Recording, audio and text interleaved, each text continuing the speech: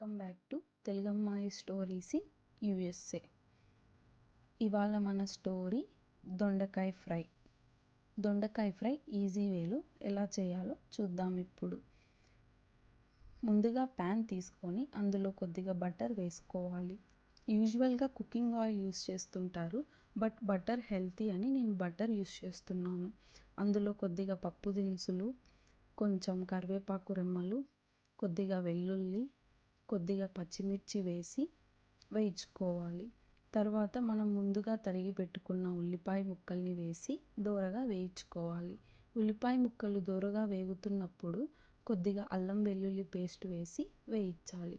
అల్లం వెల్లుల్లి పేస్ట్ పచ్చివాసన పోయేంత వరకు వేయించుకున్న తర్వాత మనం ముందుగా సన్నగా తరిగి పెట్టుకున్న దొండకాయ ముక్కల్ని వేసి లో ఫ్లేమ్లో బాగా వేయించాలి. తర్వాత తగినంత ఉప్పు వేసుకోవాలి. నేను ఇక్కడ పింక్ సాల్ట్ యూస్ చేస్తున్నాను, ఎందుకంటే పింక్ సాల్ట్ హెల్త్కి చాలా మంచిది. ముక్కలకి ఉప్పు బాగా పట్టుకున్న తర్వాత కొద్దిగా పసుపు వేసి వేయించుకోవాలి. పసుపు ఉప్పు ముందుగా వేయడం వల్ల ముక్కలు తొందరగా ఉడుకుతాయి.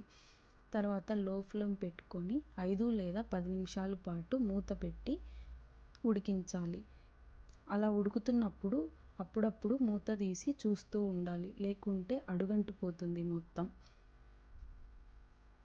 తర్వాత ముక్కలు బాగా ఫ్రై అయిన తర్వాత కొద్దిగా కారం, కొద్దిగా ధనియాల పొడి వేసి ముక్కలకి పట్టేలాగా బాగా వేయించుకోవాలి లో ఫ్లేమ్లో పెట్టి. అంతే, 1 లేదా 2 నిమిషాల తర్వాత స్టవ్ ఆఫ్ చేసుకోవాలి.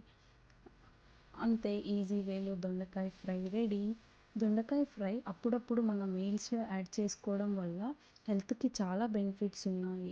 డైజెషన్ ప్రాబ్లమ్స్ ఉన్న వాళ్ళకి, కాన్స్టిపేషన్ ఉన్న వాళ్ళకి చాలా యూస్ఫుల్ ఉంటుంది. మన బాడీలో మెటబాలిజంకి కూడా చాలా యూస్ఫుల్ ఉంటుంది. డయాబెటీస్ వాళ్ళకు కూడా ఉపయోగపడుతుంది. Thank you for watching. మరిన్ని వీడియోస్ కోసం please subscribe and like it.